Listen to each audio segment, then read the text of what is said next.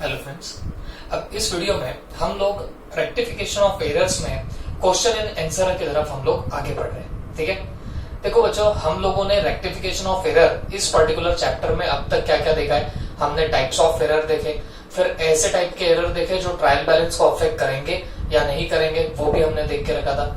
और उसके बाद हमने 3 स्टेजेस देख के रखी थी जहां पे आपको एरर लोकेट हो सकता है। ओके, जिसको हमने बोला था stage 1, stage 2, stage 3। Okay, I hope सबको वो याद होगा।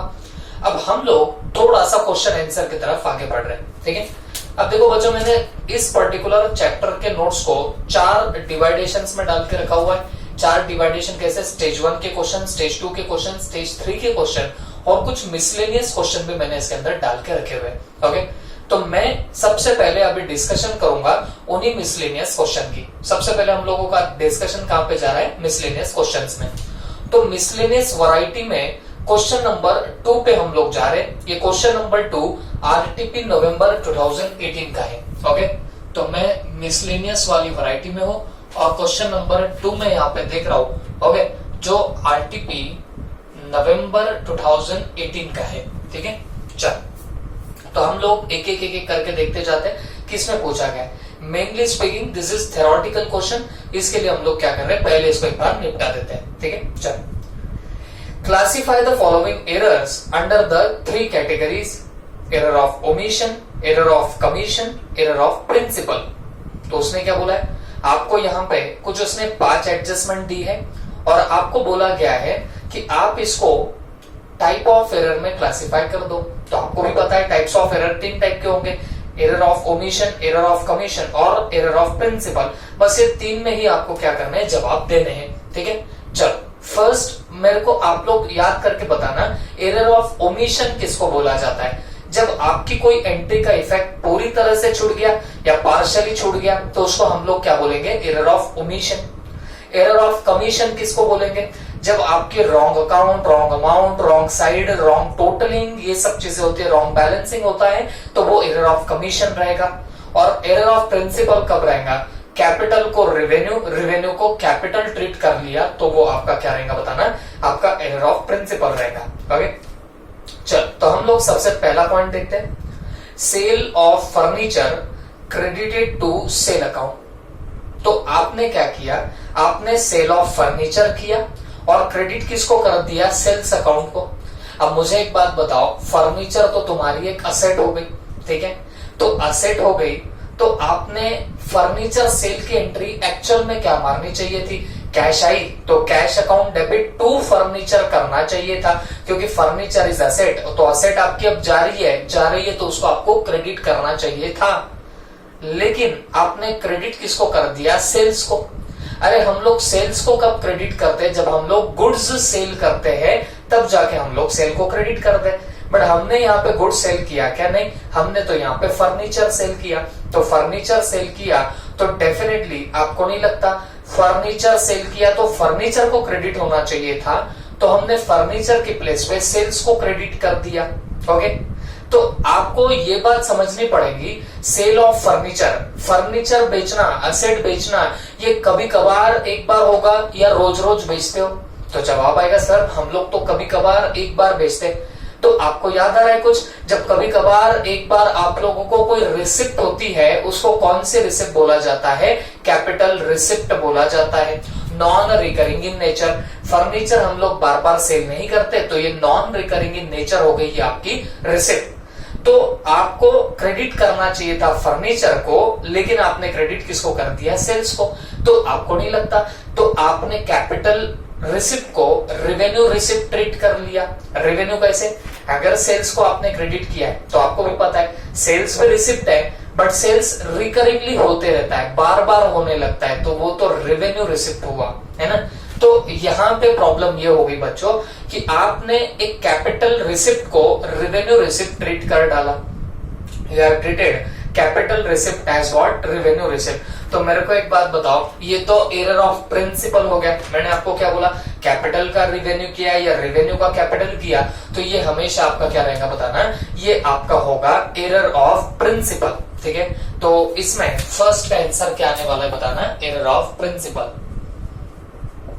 Error of principle. ओके, ठीक है। सेकंड क्या दिया है? Purchase worth ₹4,500 from M not recorded in subsidiary books. इसका मतलब क्या हुआ? आपने परचेस किया है वर्थ ₹4,500, मतलब 4,500 रुपए का आपने परचेस किया।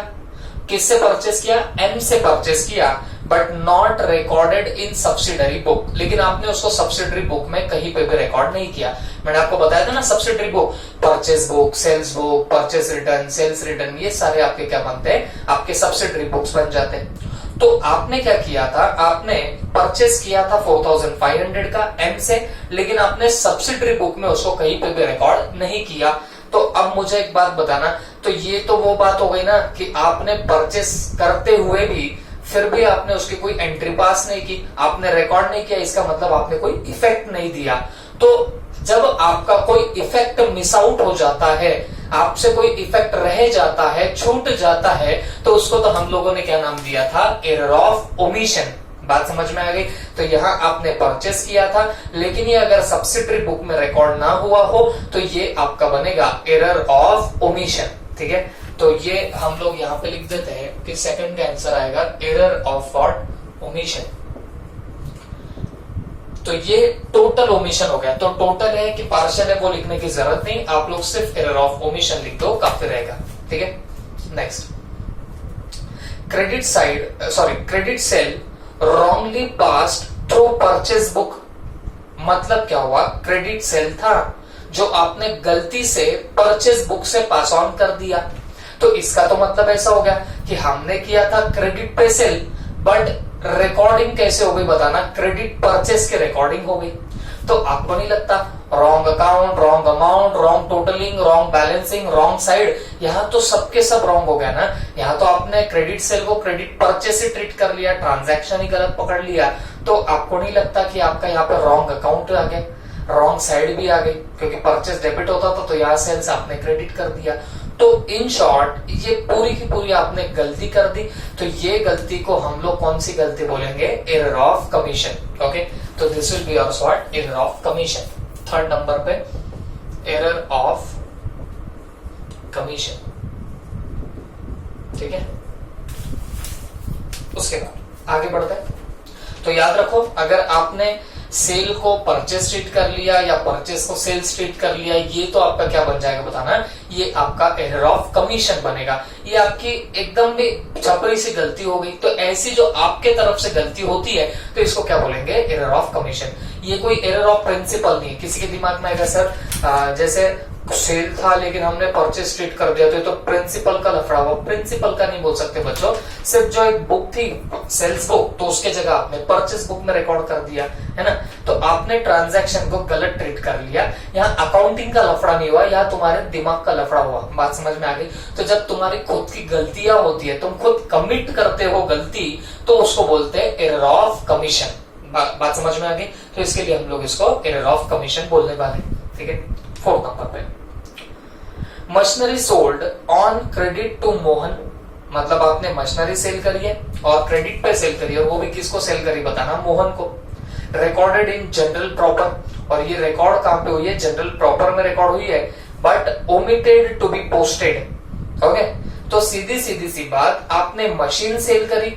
जर्नल प्रॉपर बुक एक सब्सिडरी बुक ही होती है, वो जब टाइम आएगा तब मैं आपको बताऊंगा।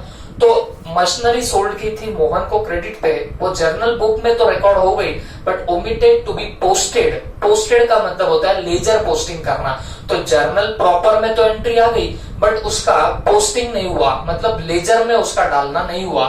तो इसका मतलब तो वही हो गया ना, आपने लेजर में नहीं डाला, लेजर में डालना छूट गया तो उसको बोलते हैं ओमिशन। तो कौन सा एरर हो जाएगा बताना? Error of omission. बात समझ में आ गई? तो सीधी सी बात है, जब आपने सेल की थी मशीन, जर्नल प्रॉपर पे एंट्री तो जरूर मार दी, मतलब जर्नल एंट्री उसकी मारी है, लेकिन लेजर में आपका पोस्ट करना बाकी रह गया, लेजर में आप पोस्ट नहीं कर पाए, तो ये आपका क्या बनेगा बताना? ये आपका एरर ऑफ ओमिशन बन जाएगा। ओके, तो हम लोग यहाँ पे लिख लेते हैं फोर्थ नंबर पे एरर ऑफ ओमिशन। ठीक है, उसके बाद goods worth ₹5,000 purchased on credit, मतलब 5,000 के गुड्स आपने परचेस किए। कैसे परचेस किए? क्रेडिट पे परचेस किए। From Ram recorded in purchase book as ₹500। मतलब क्या हुआ, आपने 5,000 के गुड्स परचेस किए हैं क्रेडिट पे। किससे परचेस किए? राम से परचेस किए, but recorded in purchase book as ₹500। मतलब 5,000 के गुड्स परचेस किए, लेकिन जब एंट्री मारी तब 500 की मारी। ओके, तो आपको नहीं लगता 5,000 का अमाउंट आपने 500 बोल के लिख दिया, तो ये तो रॉन्ग अमाउंट हो गया, है ना। तो हमने सीखा था wrong amount, wrong account, wrong totalling, wrong balancing, debit का क्रेडिट करना, ये सब एरर ऑफ कमीशन होता है। तो अकॉर्डिंगली जो 5,000 के गुड्स आपने परचेस किए और वो आपने 500 रुपए में अगर लिखे, तो ये आपकी गलती हुई है, इसको हम लोग एरर ऑफ कमीशन बोलेंगे। ओके, तो 5th नंबर पे हम लोग लिख देंगे एरर ऑफ कमीशन। Okay. तो in this way we have completed our first या सेकंड क्वेश्चन मिसलेनियस की वैरायटी का, और हमने जहां से शुरुआत की उसमें का पहला क्वेश्चन है ना। तो आरटीपी नवंबर 18 में ये इतना सिंपल सा सवाल पूछा गया था, तो ये हमने क्या कर दिया, पूरी तरह से खत्म कर दिया, है ना। ओके, अब इसके बाद हम लोग मिसलेनियस की वैरायटी में क्वेश्चन नंबर 5 देखने वाले हैं। मिसलेनियस की वैरायटी में क्वेश्चन नंबर 5 देखेंगे। तो इसके अंदर आपको क्या करना है, स्टेट द स्टेटमेंट करेक्ट और incorrect. State the statement correct और इनकरेक्ट, ठीक है। तो ये यहां पे आपको ये बतलाना है, बोलना है, ठीक है। चलो, अब इसमें ये जो 2 क्वेश्चन आपके सामने आने वाले हैं, दोनों भी एग्जाम्स में पूछे गए क्वेश्चन है। और एक बात हमेशा याद रखना, जब भी मैं बोलता हूं स्टेट द स्टेटमेंट करेक्ट और इनकरेक्ट, एग्जाम में आता है अगर ऐसा क्वेश्चन, और वो भी 2 मार्क के लिए एक क्वेश्चन आता है, तो हमेशा याद रखना यहाँ पे सिर्फ करेक्ट और इनकरेक्ट लिखने के आपको कभी भी मार्क्स नहीं मिलेंगे। तो आपको यहाँ पे उसके बदले में क्या करना पड़ेगा, करेक्ट है तो उसका रीजनिंग, इनकरेक्ट है तो उसका रीजनिंग वहां पे जरूर आपको डालना पड़ेगा। बात समझ में आ गई आपको? ओके, तो अब हम लोग स्टेट द स्टेटमेंट करेक्ट और इनकरेक्ट देखने निकल रहे हैं, ठीक है। देखो, सबसे पहला क्या बोला है, if the effect of errors committed cancel out, the errors will be called as compensating error. वापिस से पढ़ता हूं, if the effect of errors committed cancelled out, the errors will be called as compensating error. मतलब क्या हुआ, आपने कोई गलती की और उसका इफेक्ट कैंसल आउट हो जाता है, तो उसको बोलते हैं कॉम्पेंसेटिंग एरर। तो आपके दिल में तो आ रहा होगा सर सही तो है, ओके। जब एक एरर का इफेक्ट दूसरा एरर रेक्टिफाई कर दे, तो हम उसको कौन सा एरर बोलते हैं, कॉम्पेंसेटिंग एरर बोलते हैं। तो यहां तक तो सब सही लग रहा है, लेकिन उसके आगे क्या बोला है, and the trial balance will disagree. बात समझो, उसने पूरा सेंटेंस कैसा लिखा, if the effect of errors committed cancel out, the errors will be called compensating error. अगर एरर से इफेक्ट आपका गलती जो भी है वो आपका क्या होता है, कैंसल आउट हो जाती है, तो उसको कॉम्पेंसेटिंग एरर बोलते हैं। And the trial balance will disagree, disagree का मतलब है टैली नहीं होगा। अब एक बात सोचो, मैंने आपको कॉम्पेंसेटिंग एरर जब भी पढ़ाया था, तब मैंने आपको क्या बोला था, जब एक गलती का इफेक्ट दूसरी गलती नलीफाई कर देती है, और मैंने तब भी बोला था नलीफाई करने का मतलब क्या हो गया बताना, खत्म कर देती है, इफेक्ट ही खत्म हो गया, तो उससे तो ट्रायल बैलेंस टैली हो जाता है। याद आ रहा होगा आपको, जैसे मैंने आपको एग्जाम्पल भी दिया था। देख लो, मैं आपको जैसे बताता हूं, राम से 100 रुपीज मिले, तो आपने क्या एंट्री मारनी चाहिए, cash account debit to Ram account, कितने की मारनी चाहिए, 100 की। लेकिन क्या हुआ, आपने कैश 100 से डेबिट किया, बट राम को गलती से 90 से क्रेडिट कर दिया। आपको राम से कितने मिले थे, 100 रुपीज मिले थे, बट आपने राम को गलती से क्रेडिट कितना कर दिया, 90 कर दिया। ये एक गलती हुई। अब एक दूसरी गलती आपने करी, आपने कैश सेल्स किया था, कितने रुपीज का, 100 रुपीज का, मतलब आपने कैश में सेल किया था कितने का, 100 रुपीज का। तो आपने एंट्री क्या मारनी चाहिए, तो आपने एंट्री मारनी चाहिए cash account debit 100 to sales account भी आपने 100 मारना चाहिए, बट आपको पता नहीं क्या हुआ, आपने 110 की सेल्स की एंट्री मार दी, ठीक है। तो तो ये दो ट्रांजैक्शन है, दो गलती आपके सामने। यहाँ पे कैश आई थी राम से कितनी 100, बट हमने गलती से राम को कितना क्रेडिट कर दिया 90 रुपीज कर दिया। फिर हमने कैश में सेल किया था तो 100 का सेल किया, बट हमने गलती से सेल्स कितने से क्रेडिट कर दिया 110 से कर दिया। अगर आप ब्रॉडली देखोगे तो आपके पास में दोनों भी ट्रांजैक्शन में कैश तो आ ही रही है। आप बताना आपके पास में एग्जैक्टली कितनी कैश आई, राम से 100 आई और सेल करके 100 आई, तो कैश कितनी आनी चाहिए 200 रुपए। और चेक कर लो, कैश डेबिट हुआ 100, कैश डेबिट हुआ 100, मतलब कैश बराबर आपके पास में 200 रुपए ही आई है। लेकिन राम से आई थी 100, आपने लिखा 90, सेल्स हुआ था 100 का, आपने लिखा 110। अब आप सोच के देखो, इन दोनों की अगर मैं टोटल करूं, राम और ये सेल्स की टोटल करूं, तो वो भी तो 200 ही आ रही है। मतलब जितना डेबिट उतना क्रेडिट। और मैंने आपको क्या बताया था, ट्रायल बैलेंस कब टैली होगा, जितना डेबिट उतना क्रेडिट मिल जाए तो जाके ट्रायल बैलेंस आपका टैली होगा। आप बोलेंगे सर ये देखो ना, पहली एंट्री में जितना डेबिट उतना क्रेडिट नहीं है, लेकिन मैं आपको बोलूंगा आप दूसरी एंट्री में भी तो नजर डालो, यहाँ पे भी जितना डेबिट उतना क्रेडिट नहीं है, बट इन ओवरऑल इन दोनों एंट्री का इफेक्ट मर्ज कर दे, इन दोनों के डेबिट की टोटल लो, दोनों के क्रेडिट की टोटल लो, तो डेबिट क्रेडिट तो एट लास्ट मैच हो रहा, तो एट लास्ट इससे ट्रायल बैलेंस भी टैली हो जाएगा। ओके, ऐसे ही एरर को कॉम्पेंसेटिंग एरर बोलते हैं। मतलब एक गलती का इफेक्ट अगर दूसरी गलती नलीफाई कर दे और इनसे कल चल के क्या हो जाए, ट्रायल बैलेंस टैली हो जाए, तो ऐसे एरर को हम लोग क्या बोलते बताना, कॉम्पेंसेटिंग एरर। इनको हम लोग क्या बोलने वाले बताना, कॉम्पेंसेटिंग एरर्स बोलने वाले। ठीक है, तो अब मुझे आप लोग सोच के बताना, कॉम्पेंसेटिंग एरर अपने नाम में ही छुपा पड़ा है, अपने नाम में उसका मीनिंग निकाल के रख रहा है, कॉम्पेंसेट कर देता है, जो भी इफेक्ट होगा आपका वो कॉम्पेंसेट कर देगा, तो trial balance will get definitely tallied over here, ये डेफिनेटली क्या हो जाएगा, टैली हो जाएगा। बात समझ में आ गई आपको? तो अब वापस से हम लोग एक बार क्वेश्चन पे नजर डालते हैं। देखो, if the effect of errors committed cancel out, the errors will be called compensating error. तो यहां तक तो पूरी लाइन सही है। अगर कोई एरर से पिछले कोई एरर का इफेक्ट कैंसल आउट हो जाए तो वो कॉम्पेंसेटिंग एरर होता है, ये तो हमको भी समझता है। यहां तक तो एकदम करेक्ट था सेंटेंस, बट आगे क्या लिखा है, and the trial balance will disagree. तो आपने उधर ही रोकने का, आपने बोलना भाई जब कॉम्पेंसेटिंग एरर होता है तो ट्रायल बैलेंस फुल्ली टैली होता है, वो डिसएग्री कभी नहीं होगा। बात समझ में आ गई आपको? तो अकॉर्डिंगली ये गिवन स्टेटमेंट क्या बनेगा, ये बनेगा इनकरेक्ट। ओके, तो ये मई 2018 के एग्जाम में ये सवाल पूछा गया था।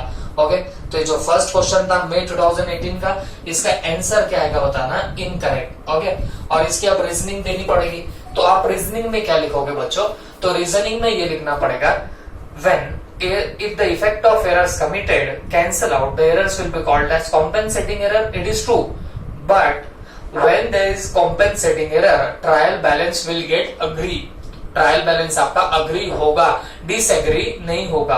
तो इसके लिए हमने क्या बोला कि गिवन सेंटेंस इज इनकरेक्ट। तो उसका जब रीजनिंग दोगे तो you will get 2 out of 2, 2 में से 2 मार्क आपको मिलेंगे। ओके, तो ये सवाल जो था ये मई 2018 में पूछा गया था।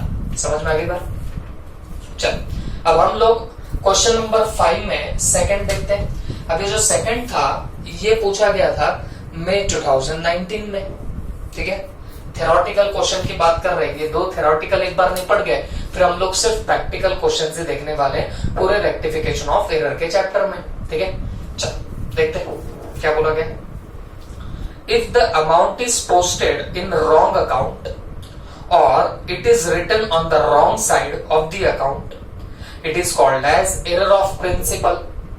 आई एम रिपीटिंग वंस अगेन, ये तो बड़ा सिंपल है वैसे।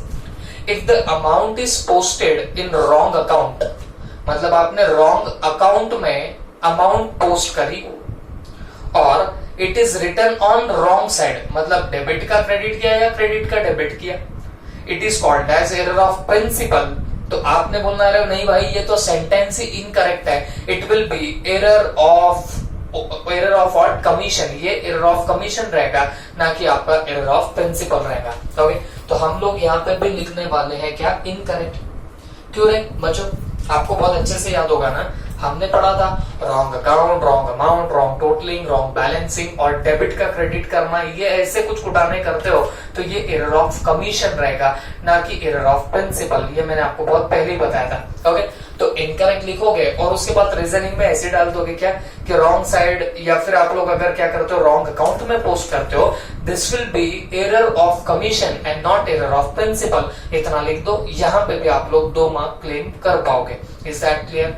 ओके, तो ये 2 हमने क्या कर लिए बच्चों, जो थ्योरेटिकल क्वेश्चन थे, करेक्ट इनकरेक्ट वगैरह, और ये आता है जैसे मैंने आपको बताया भी था, आप जब अकाउंट का पेपर खोलोगे तो आपको फर्स्ट क्वेश्चन का ए जो रहेगा वो कंपल्सरीली 12 मार्क का आपको सवाल दिखेगा, जिसमें ये 5-6 मार्क के आपको क्वेश्चन वहां पे दिखाई जरूर देंगे। ओके, तो ये 2-2 मार्क के आते हैं। ये जैसे मैंने 2 क्वेश्चन बोला, ये 2-2 मार्क के आते हैं, और यहाँ पे आपको करेक्ट और इनकरेक्ट के साथ में रीजन भी लिखना पड़ता है। ओके, चलो आप लोग फटाफट नोट कर लो, फिर हम लोग और आगे बढ़ते हैं।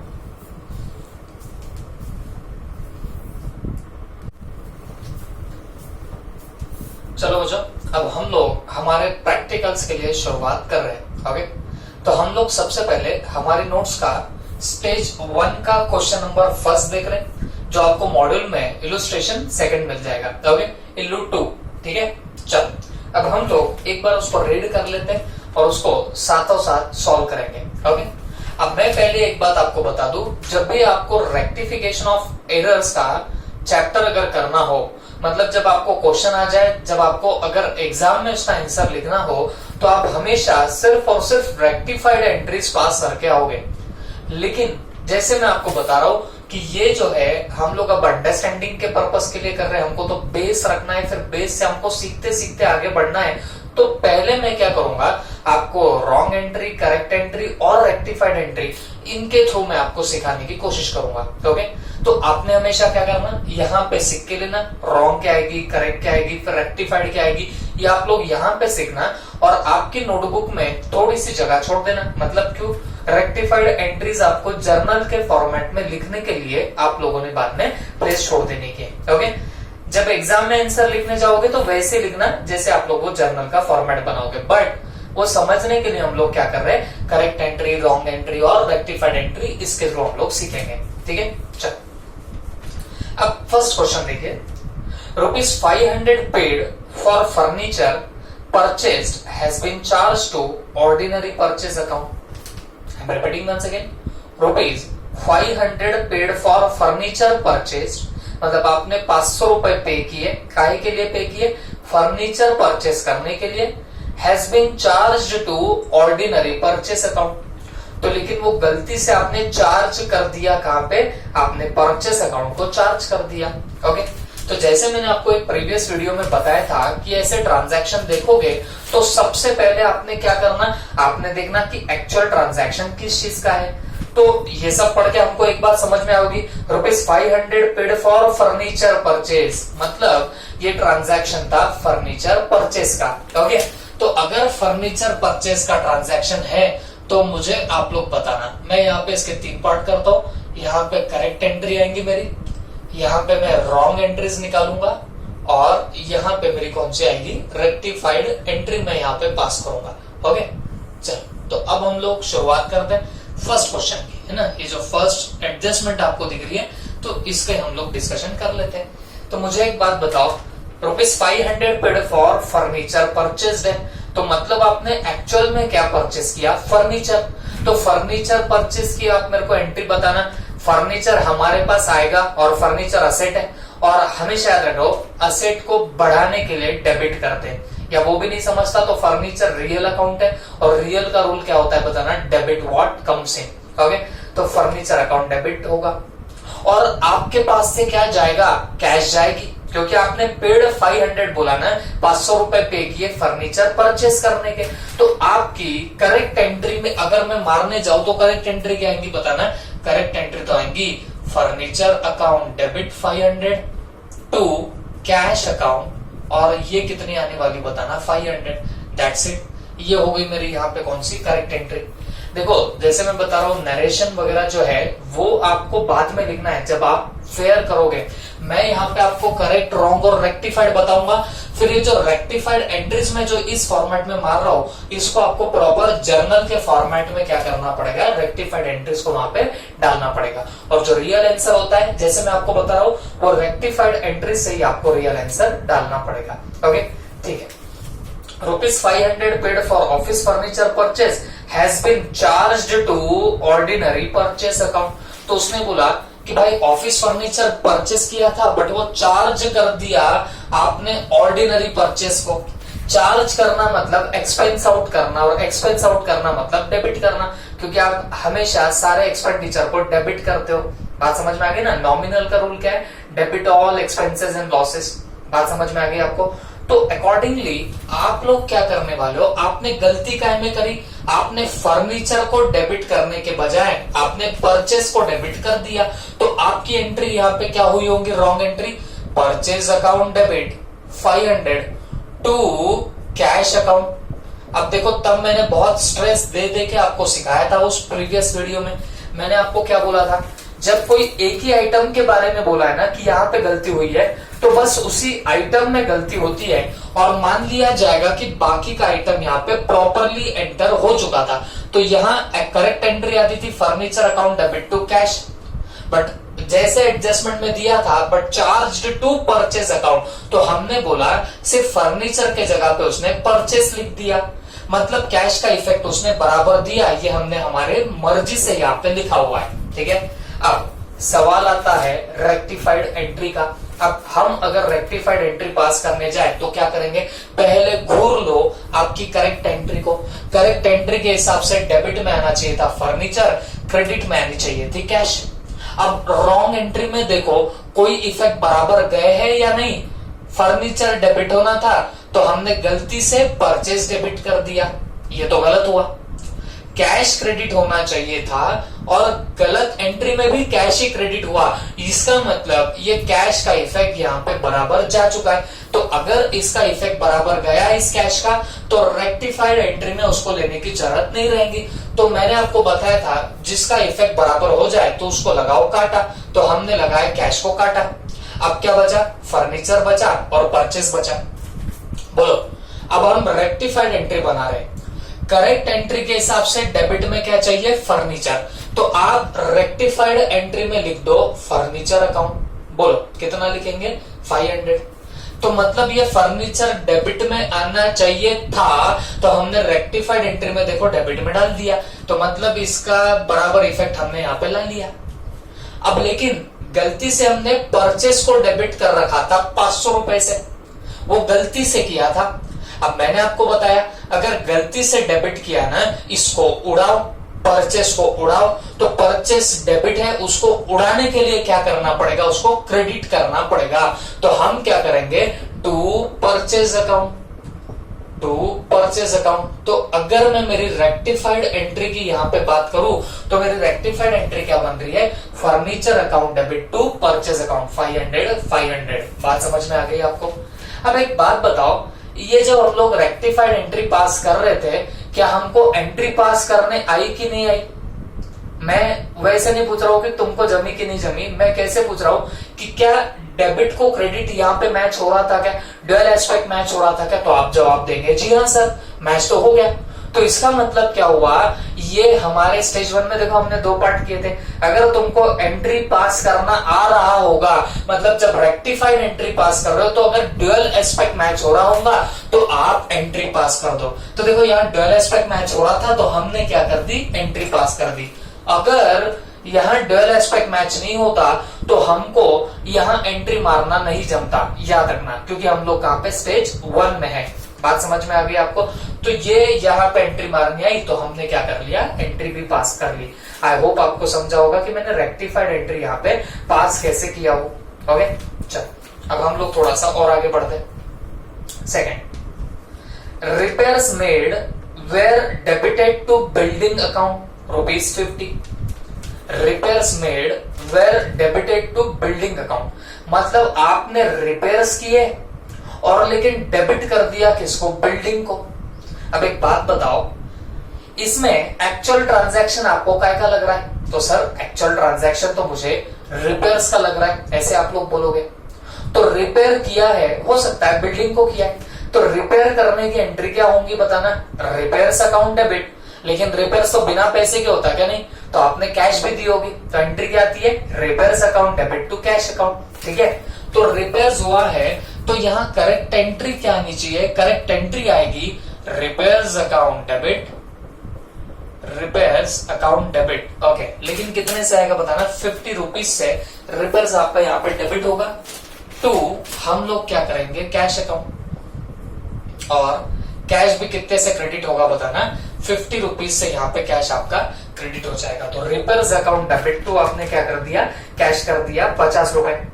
अब लेकिन but debited to building account, देखो repairs made were debited to building account. Repair किया है तो एक्चुअल एंट्री आपके रिपेयर्स टू कैश हो रहा था, लेकिन आपने गलती से डेबिट किसको कर दिया? बिल्डिंग को डेबिट कर दिया। और मैं आपको तब भी बता चुका हूं, सिर्फ उसने बिल्डिंग को डेबिट किया बोला ना, तो गलती सिर्फ और सिर्फ आपके डेबिट में हुई है, क्रेडिट आपका प्रॉपर जा चुका है, ये हमेशा याद रखना। तो हमारी फिर गलत एंट्री क्या हो गई?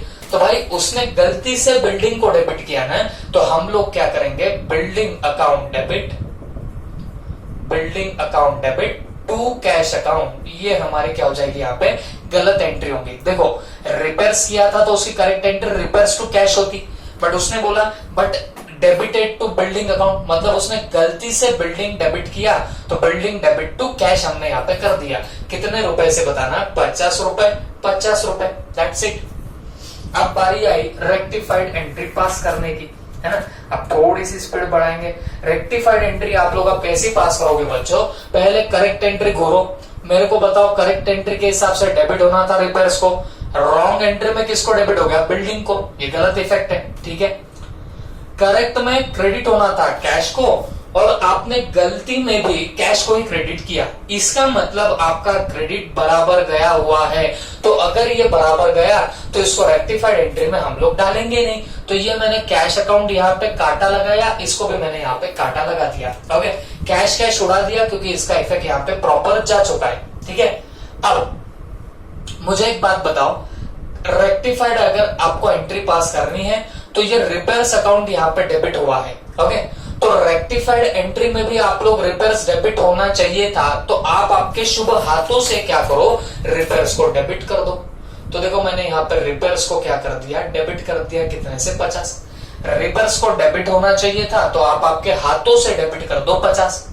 बट गलती से बिल्डिंग डेबिट होके बैठा हुआ है, गलती से बिल्डिंग को डेबिट हुआ है, तो बिल्डिंग का डेबिट गलती से हुआ तो उसको उड़ाना पड़ेगा, उड़ाने के लिए उसको क्रेडिट करना पड़ेगा।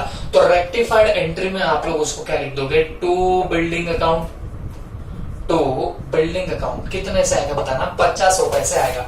तो इसका मतलब क्या हुआ बच्चों? इसका मतलब ये हुआ कि हम लोगों ने अब इसकी भी रेक्टिफाइड एंट्री यहाँ पे पास कर दी। I hope you understood it well. Okay, देखो भाई एक बात तो पक्की है, जब आपको रेक्टिफिकेशन ऑफ एरर करना है चैप्टर, तो आपको जर्नल एंट्रीज अच्छे से आनी चाहिए। मैंने आपको पहले भी बता रखा है, अगर आपका थोड़ा बहुत अगर लगता है कि जर्नल इधर उधर होगा, तो आप पहले उसको प्रॉपरली थोड़ा बहुत रिवीजन मार लो, तो जाके फिर ये चैप्टर एकदम इजीली आपका होने लग जाएगा, ठीक है।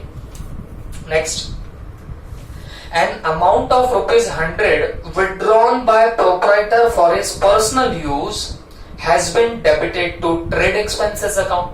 I'm repeating once again. An amount of 100 withdrawn by the proprietor for his personal use has been debited to trade expenses account. मतलब प्रोप्राइटर ने 100 रुपए विड्रॉ किए, काय के लिए विड्रॉ किए? पर्सनल पर्पस के लिए, लेकिन वो डेबिट हो गया ट्रेड एक्सपेंसेस को। तो आपको क्या लगता है रियल ट्रांजैक्शन था काय का? एक्चुअल ट्रांजैक्शन है काय का? प्रोप्राइटर ने पैसे विड्रॉ किए पर्सनल यूज के लिए, और आपको अब इतना तो पता ही होगा, पर्सनल यूज के लिए अगर आप लोग पैसे निकाल रहे हो, इसका मतलब ये आपकी क्या हो जाएगी? ड्रॉइंग्स हो जाएगी। It will be becoming your what? Drawing.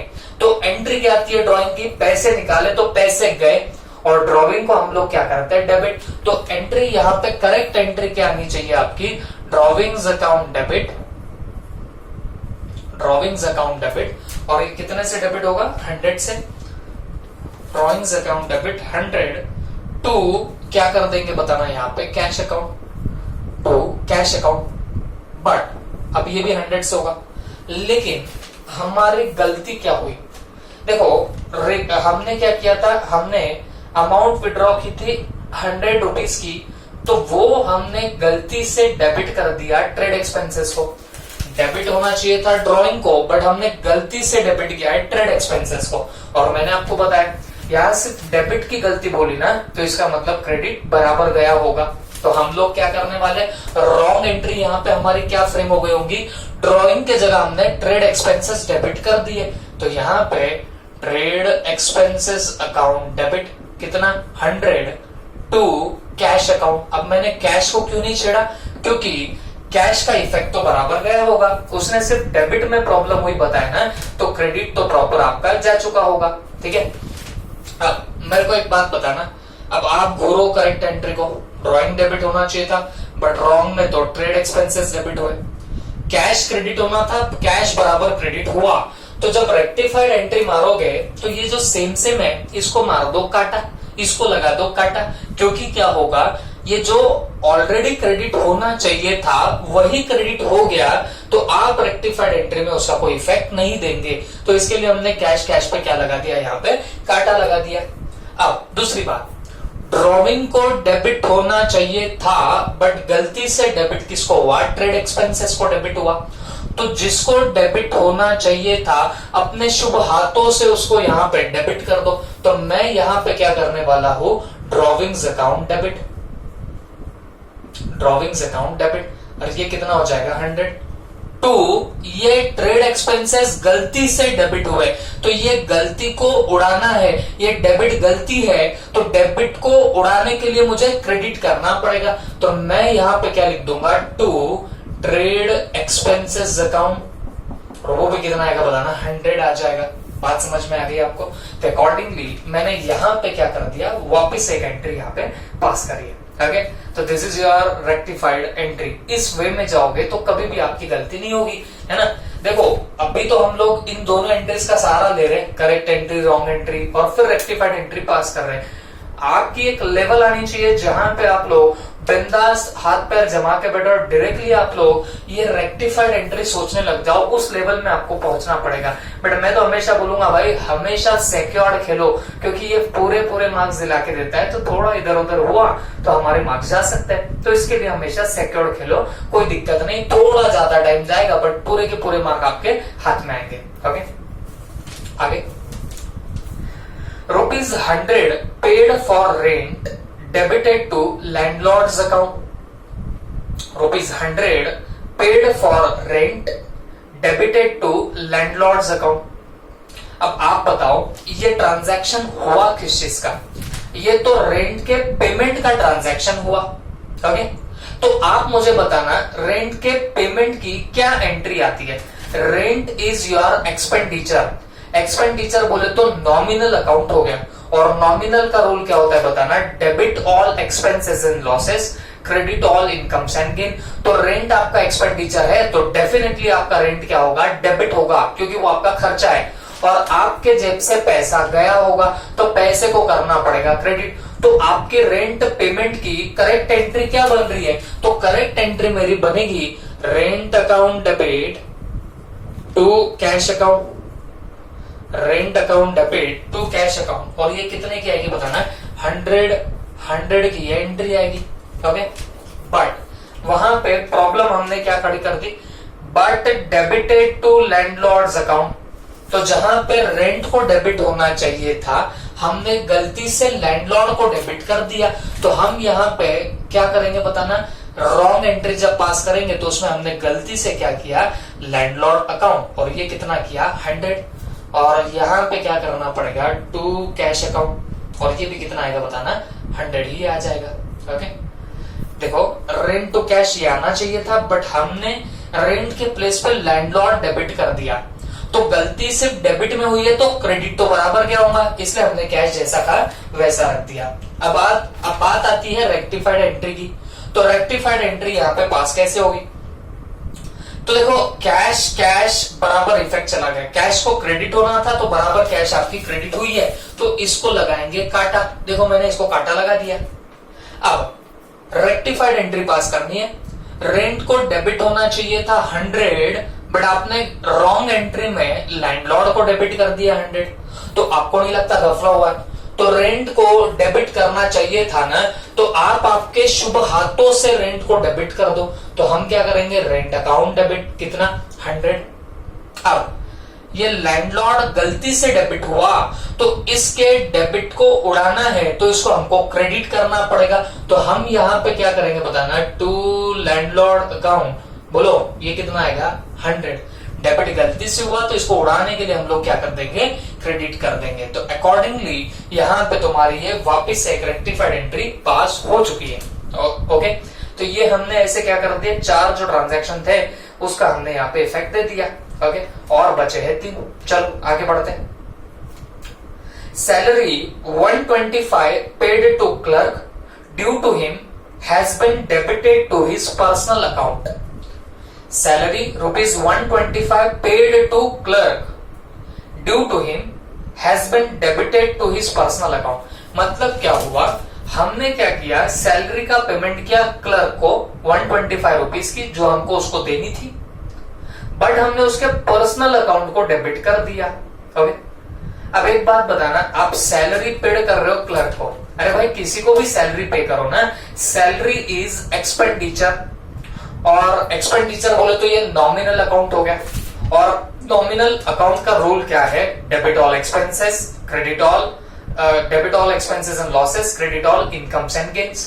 तो सैलरी इज योर एक्सपेंडिचर, तो आपने सैलरी को क्या करना चाहिए, डेबिट करना चाहिए था। करेक्ट एंट्री की अगर मैं बात करूं, है ना, तो करेक्ट एंट्री अगर मैं यहाँ पे फ्रेम करने जाऊं तो करेक्ट एंट्री यहाँ पे क्या होनी चाहिए थी, salary account debit 125 to cash account, क्योंकि आपने उसको पे किया ना, तो पे किया मतलब आपके पैसे गए, तो आपकी एंट्री होनी चाहिए थी salary account debit to cash account, और कितनी आनी चाहिए थी 125। ये 5th नंबर के एडजस्टमेंट की बात चल रही है, ठीक है। सैलरी तुम्हारा एक्सपेंडिचर है, दैट्स व्हाई डेबिटेड, कैश गई इसके लिए कैश आपकी क्रेडिट हो जाएगी, पैसा गया तो क्रेडिट हो जाएगा, ठीक है। बट हमने डेबिट किया उसके पर्सनल अकाउंट को, मतलब उसके नाम के अकाउंट को हमने डेबिट कर दिया, मतलब जहां सैलरी को डेबिट होना चाहिए था वहां पे हमने क्लर्क को डेबिट कर दिया, पर्सनल ना, उस पर्सन के नाम के अकाउंट को डेबिट कर दिया, मतलब क्लर्क को हमने डेबिट कर दिया, क्रेडिट तो सही गया होगा। ये रॉन्ग एंट्री यहां पे कैसे फ्रेम होगी, सैलरी को डेबिट करना था बट हमने पर्सनल अकाउंट को डेबिट किया, पर्सनल अकाउंट बोले तो वहां पे उसके नाम को, तो वो क्लर्क को हमने डेबिट कर दिया 125। क्रेडिट के बारे में कुछ नहीं बोला, इसका मतलब आपका क्रेडिट प्रॉपर जा चुका है 125 का। ओके, ये बन गई मेरी रॉन्ग एंट्री, क्या, clerk account debit to cash account, ये मेरी क्या बन जाएगी, यहाँ पे रॉन्ग एंट्री बन जाएगी, ठीक है। अब मुझे एक बात बताओ, मेरे करेक्ट एंट्री के हिसाब से क्रेडिट होना चाहिए था कैश को, रॉन्ग में भी कैश को क्रेडिट हुआ है, तो इसको लगाओ काटा, क्योंकि इसका इफेक्ट बराबर जा चुका है। तो जब मैं रेक्टिफाइड एंट्री पास करूंगा तो ये कैश का इफेक्ट वहां पे नहीं आएगा।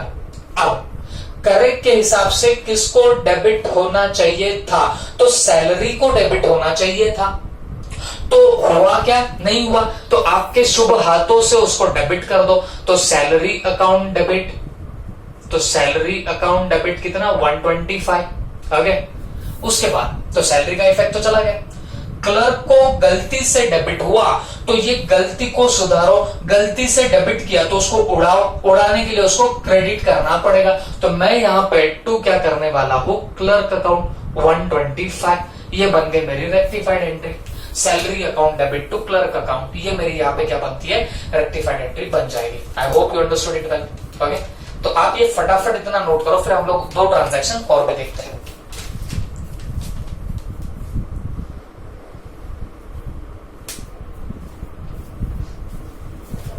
और आगे बढ़ते हैं। नेक्स्ट क्या है, ₹100 received from Shah and company has been wrongly entered as received from Shaw and company.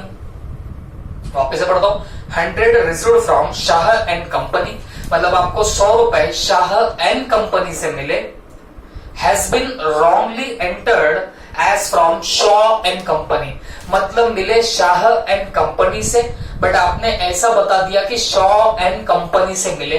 Okay, तो मेन आपको मिले किससे, मेन ट्रांजैक्शन कौन था, शाह एंड कंपनी से पैसे मिले। बात समझ में आ रही है? तो बेटा पैसे मिले ना, तो मतलब पैसा आया, तो कैश अकाउंट आपने क्या किया होगा, डेबिट किया होगा। बात समझ में आ रही है आपको? आपने क्या डेबिट किया होगा, कैश अकाउंट डेबिट किया होगा। पैसा आता है तो उसको क्या करने का, डेबिट। तो करेक्ट एंट्री आपने क्या पास करी होगी, कैश अकाउंट डेबिट। ओके, कितना पैसा आया, 100 रुपए आए, तो 100 रुपए डेबिट किया। लेकिन किससे पैसे आए, शाह एंड कंपनी से पैसे आए। तो बेटा आपको नहीं लगता शाह एंड कंपनी तो एक पर्सनल अकाउंट है, एक पर्सन का अकाउंट है, और पर्सनल का रूल क्या है बताना, debit the receiver credit the giver. तो शाह एंड कंपनी आपको क्या लगता है, गिवर है कि रिसीवर है, मतलब वो आपको देने वाला लगता है कि लेने वाला लगता है। तो बात तो सीधी है, शाह एंड कंपनी ने हमको पैसे दिए ना, तो वो तो गिवर हो गया। गिवर हो गया तो पर्सनल अकाउंट अगर गिवर है तो उसको हम लोग तो क्रेडिट करते हैं, क्योंकि रूल क्या है हमारा, debit the receiver credit the giver. तो शाह एंड कंपनी को क्या होगा, क्रेडिट होगा। तो पूरी एंट्री क्या बन रही, cash account debit to Shah and company, कितना 100। कैश अकाउंट डेबिट, अच्छा ये 6 नंबर की एंट्री है, cash account debit to Shah and company 100, ऐसी आपकी करेक्ट एंट्री आनी चाहिए थी। लेकिन आपने क्या कर दिया, wrongly entered as from Shaw and company. आपको मिले तो शाह एंड कंपनी से, बट आपने ऐसे बता दिया कि आपको शॉ एंड कंपनी से मिले। मिले ही बताए ना, मतलब पैसे तो रॉन्ग एंट्री में दिया है, तो आपने रॉन्ग एंट्री कैसे पास करी होगी, कैश अकाउंट डेबिट, बोलो कितना 100, कैश को आपने डेबिट किया होगा कितना 100। यहां पे भी आपने पैसे मिले यही बताया, बट यहां पे किससे मिले बताया, शॉ एंड कंपनी से। तो यहां पे क्रेडिट किसको होगा, तो क्रेडिट होगा शॉ एंड कंपनी, और ये कितना होगा बताना, 100 का क्रेडिट हो जाएगा। ओके, तो आप एक बात बताना, अब शाह से पैसे आए तो cash account debit to Shah, ये एंट्री आनी चाहिए थी, बट आपने बता दिया था कि शॉ से पैसे आए तो आपने cash to Shaw and company बता दिया। अब आप एक बात बताओ, जब रेक्टिफाइड एंट्री पास करने जाओगे तो आप पहले देखो करेक्ट में क्या डेबिट होना चाहिए था, कैश, रॉन्ग में क्या डेबिट हुआ, कैश। इसका मतलब कैश डेबिट होना चाहिए था, बराबर कैश डेबिट हुआ है, तो कैश कैश कैंसिल, कैश अब रेक्टिफाइड एंट्री में नहीं आएगा क्योंकि उसका इफेक्ट बराबर जा चुका है। कैश डेबिट होना चाहिए था करेक्ट के हिसाब से, तो रॉन्ग में भी कैश डेबिट ही हुआ है, तो उसको हमने काट दिया। अब करेक्ट के हिसाब से क्रेडिट होना चाहिए था शाह एंड कंपनी को, तो करेक्ट के हिसाब से जो होना चाहिए था ना, अपने शुभ हाथों से वहां पे डाल दो। तो शाह एंड कंपनी को क्रेडिट होना चाहिए था, तो अपने शुभ हाथों से शाह एंड कंपनी को क्रेडिट कर दो।